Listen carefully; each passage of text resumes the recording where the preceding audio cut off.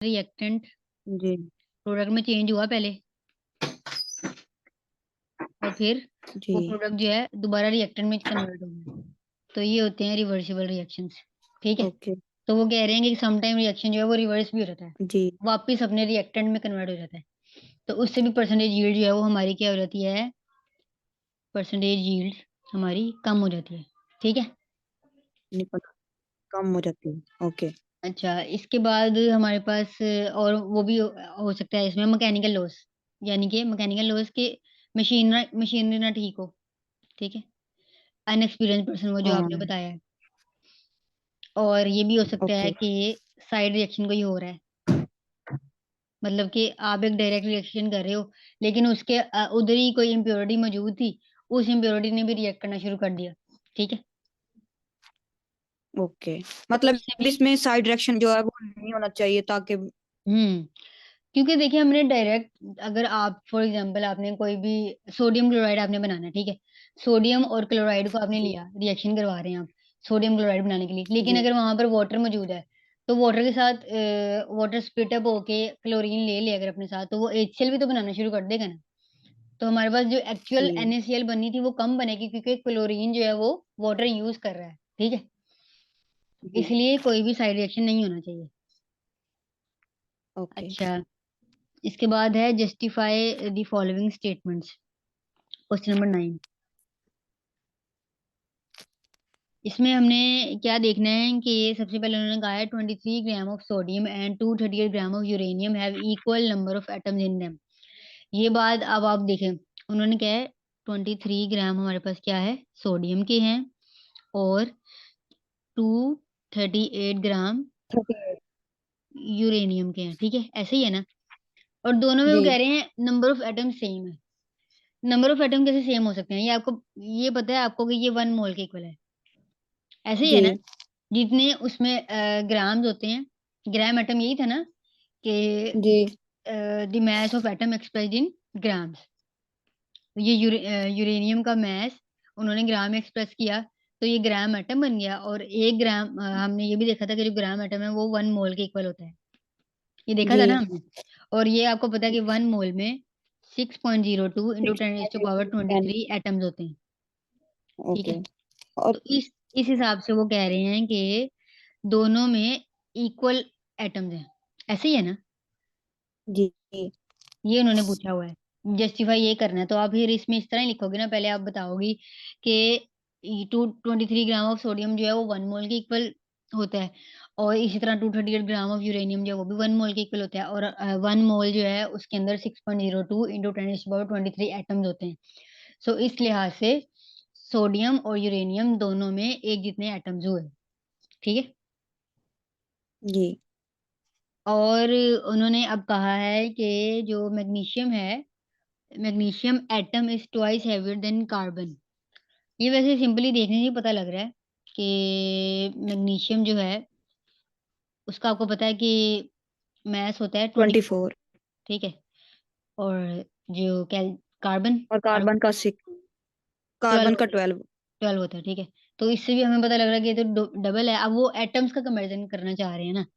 Atom के comparison में आप देखो, आप जब हम इसको 12 को 6.02 से 6.02 इंटू 10⁻23 एटम से मल्टीप्लाई करेंगे, तो इसका जो आंसर आएगा और इसका जो आंसर आएगा, उन दोनों में डबल का डिफरेंस होगा। जी। ठीक है? यानी कि इसके एटम्स जो हैं वो डबल होंगे as compare to carbon. Okay. ठीक है? इस तरह से हम जस्टिफाई करते हैं इसको।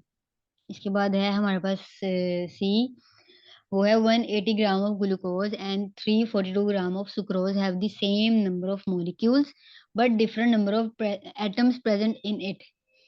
वो कह रहे हैं कि 180 ग्राम ग्लूकोज है, ठीक है? जी। और 342 ग्राम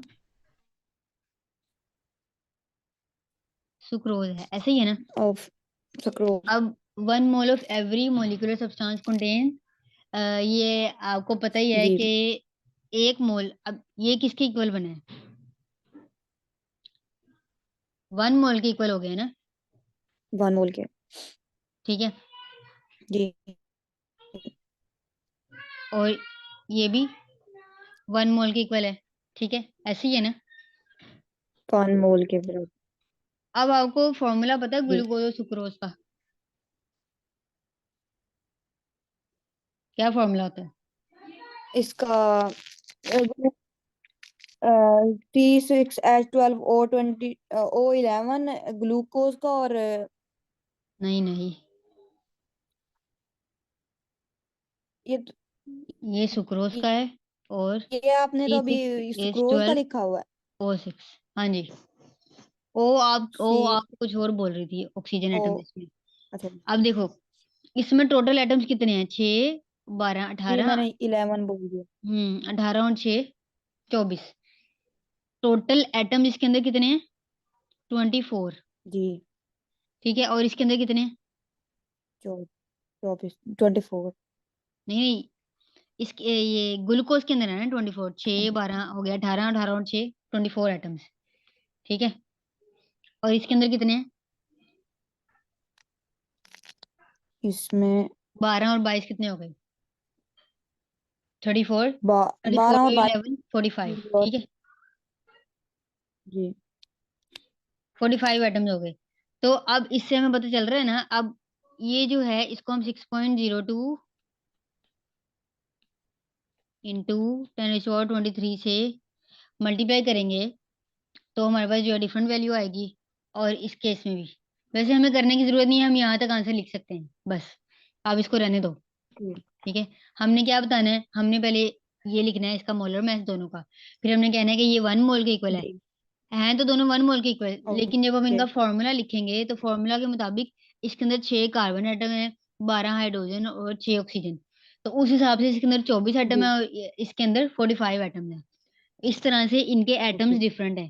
ठीक है, वो यही बात कर रहे हैं ना कि इनके ओ, अंदर सेम नंबर ऑफ मॉलिक्यूल्स तो हैं, बट इनके अंदर नंबर ऑफ एटम्स डिफरेंट है। सेम नंबर ऑफ मॉलिक्यूल्स का क्या मतलब है कि मोल इनके सेम है, 1 मोल, ये भी 1 मोल है, ये भी 1 मोल जी। है, बट एटम्स डिफरेंट है। ठीक है। अच्छा, इसके बाद है हमारे पास डी, वो है 4.9 gram of H2SO4 when completely ionized in water have equal number of positive and negative charges, but the number of positive charges are twice कहाँ गया है? But the number of positive charges charge ions are twice the number of negatively charged ions। वो negative. क्या कह रहे हैं हाँ। कि हमारे पास जब हम सल्फ्यूरिक एसिड है ना, इसको हम जी। आयोनाइज करें जब, ठीक है, कंप्लीटली आयोनाइज करें इसको जब, तो हमारे पास ओके। ये बनता है 2 हाइड्रोजन आयंस और एक सल्फेट। ये वो कह रहे हैं कि आपने जस्टिफाई करना है कि इनके अंदर इक्वल नंबर ऑफ पॉजिटिव और नेगेटिव चार्जेस हैं, यानी कि पॉजिटिव चार्ज और नेगेटिव चार्जेस जो हैं वो इक्वल हैं, but the number of positively charge ions are twice the number of negatively charge ions.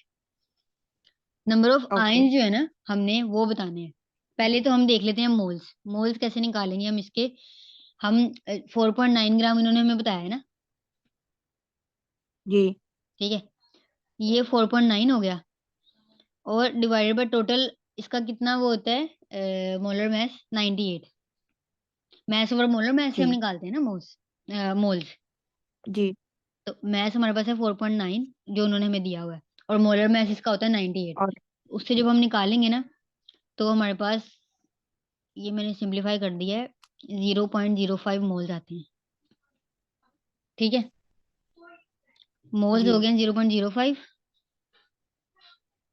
अब H2SO4, मैं दोबारा यही क्वेश्चन लिख रही हूँ अभी। ये जो है हमारे पास मोल्स, इसके 0.05 है, इसके भी जी। 0.05 है, लेकिन ये 2 हाइड्रोजन के आयंस हैं, तो हम यहाँ पे 2 मल्टीप्लाई बाय 0.05 करेंगे। ठीक है, ओके। समझ आइए आपको? इस तरह से वो ये जी बात अब कर आ। रहे हैं कि हमारे पास हाइड्रोजन के जो आयंस है ना, positively charge ions, they are twice as compare to negatively charge ions. अब देखो आप नेगेटिवली चार्ज आयंस तो ये हो गए ना, और जी। पॉजिटिवली चार्ज आयंस जो हैं वो ट्वाइस है ना, यानी कि 2 टाइम्स ज़्यादा है इससे, सल्फेट से। ओके। ये हमने जस्टिफाई करना था, तो इस तरह हम जस्टिफाई करेंगे। पहले हम मोल्स निकालेंगे, ठीक है? फिर मोल्स को हम जो है इसके नीचे लिखेंगे। इसके लिए तो ये 1 है ना ये, 1 मोल है H2SO4 का। ये सल्फेट का भी 1 ही है जी। हमारे पास, लेकिन यहाँ पर हमने स्प्लिटिंग जब की तो हाइड्रोजन के 2 हमारे पास आयन्स आए, ठीक है? तो इसलिए हम फिर 2 से मल्टीप्लाई करेंगे इसको। मतलब यहाँ पर अगर 3 भी होते हैं या 4 जो भी तो फिर हम मतलब 3 से करते। वैल्यू हाँ हो। जी। जी। तो फिर हम लिख देते हैं कि पॉजिटिवली चार्ज आयन जो हैं वो ट्वाइस हैं to the number of negatively charge ions. अच्छा, इसके ओके। बाद हमारे पास उन्होंने कहा है नंबर ई, ये मीटिंग एंड होने वाली है और बस फिर हम यहीं तक करेंगे जितना आज हो जाता है, ठीक है? ये काफ़ी ओके। हो गए हैं वैसे, आपने ये जो है ना प्रैक्टिस करनी है इनकी सही तरह। ठीक है। 1 milligram of potassium chromate K2CrO4 has thrice the number of ions than the number of formula unit when ionized in water। वो ये कह रहे हैं K2CrO4 जब हम इसको वाटर में स्प्लिट करते हैं ना, तो हमारे पास ये रिएक्शन होता है, ठीक है? ये ओके। हमारे पास इक्वेशन बनती है। अब वो कह रहे हैं फॉर्मूला मैच, तो ये देखें ये फॉर्मूला है ना, फॉर्मूला मैच तो 1 ही आ रहा है हमारे पास, ठीक है? लेकिन हमारे ओके। पास जो आयन्स आ रहे हैं, 2 इसके आ रहे हैं, ठीक है? और 1 इसका। टोटल इधर आयन्स कितने आ रहे हैं? 3 आ रहे हैं ना टोटल थ्री। आयन्स। तो ये हमने जस्टिफाई बस जी। करना था कि हमारे पास अगर हम 1 मिलीग्राम पोटेशियम का क्रोमेट को जब वाटर में वो करते हैं ना आयोनाइज़, तो हमारे पास 2 पोटेशियम के आयन्स बनते हैं और 1 क्रोमेट का, ठीक है? तो कलेक्टिवली हमारे पास 3 आयन्स बनते हैं, ठीक है? इसलिए हम कहते हैं जी। कि number of ions are thrice as compare to its formula unit, ठीक है? ओके। उसके बाद है हमारे पास number of ion is thrice formula. Number of ions are thrice. ये लिखा हुआ होगा, अगर आपके पास कोई वो है ना उसमें लिखा हुआ होगा। जी, लिखा हुआ लिखा। हाँ, बस मैं आपको समझा रही हूँ। 2 grams of hydrogen, 16 gram of methane and 44 gram of carbon dioxide occupies separately the volume of 22.414 dm cube. Although the sizes and masses of molecule of three gases are very different from each other। वो ये कह रहे हैं कि हमारे पास hydrogen gas है, ठीक है? और मीथेन गैस है और कार्बन डाइऑक्साइड है। हाइड्रोजन का ओके। हमारे पास आ गया 2 ग्राम, मीथेन होता है 16 ग्राम और कार्बन डाइऑक्साइड होती है और 44 ग्राम, ठीक 44। है? ऐसे ही है ना? अब ये कलेक्टिवली जो है ना वो जी। कह रहे हैं मतलब हर एक का जो वॉल्यूम होगा ना एसटीपी पर वो कितना होगा 22.414 डीएम क्यूब, यही होगा, ठीक है? अब वो कह रहे हैं कि ऐसा क्यों है जी। कि जी। सबका वॉल्यूम तो ये आ रहा है, हालाँकि इनका अगर आप देखो ना साइज़, तो साइज़ जो है यहाँ पे जाते हुए इस तरफ जाते हुए साइज़ बढ़ रहा है। साइज़ भी बढ़ रहा है और मास भी बढ़ रहा है, ठीक है? जी। मास बढ़ रहा है ना? साइज़ बढ़ रहा है, मास बढ़ रहा है, फिर भी वॉल्यूम सेम क्यों है? क्यों सेम है वॉल्यूम? क्योंकि आपको ये आपने पढ़ा होगा कि जो डिस्टेंस होता है ना गैस मॉलिक्यूल के दरमियान। ये साइज और मैथ पे डिपेंड नहीं करता। और दूसरी बात उन्होंने यहाँ हमें बुक में ये भी बताई हुई है कि distance between gas molecule is 300 times 300।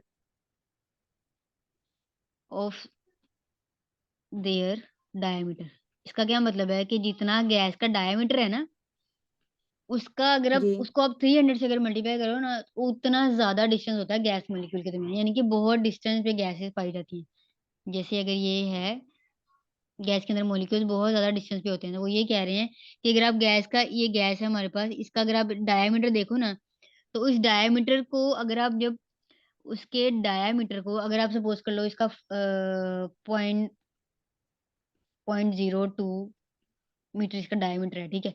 इसको आप 300 से मल्टीप्लाई करो ना, तो जो आंसर आएगा ना, तो उतना डिस्टेंस इन दोनों के दरमियान होगा। वो ये बताना चाह रहे हैं कि इन शॉर्ट 2 गैस मॉलिक्यूल के दरमियान बहुत ज़्यादा डिस्टेंस होता है। तो इसलिए साइज़ डिपेंड नहीं करता यहाँ पर, ना ही साइज़ डिपेंड कर रहा है, ना ही मास डिपेंड कर रहा है वॉल्यूम पर।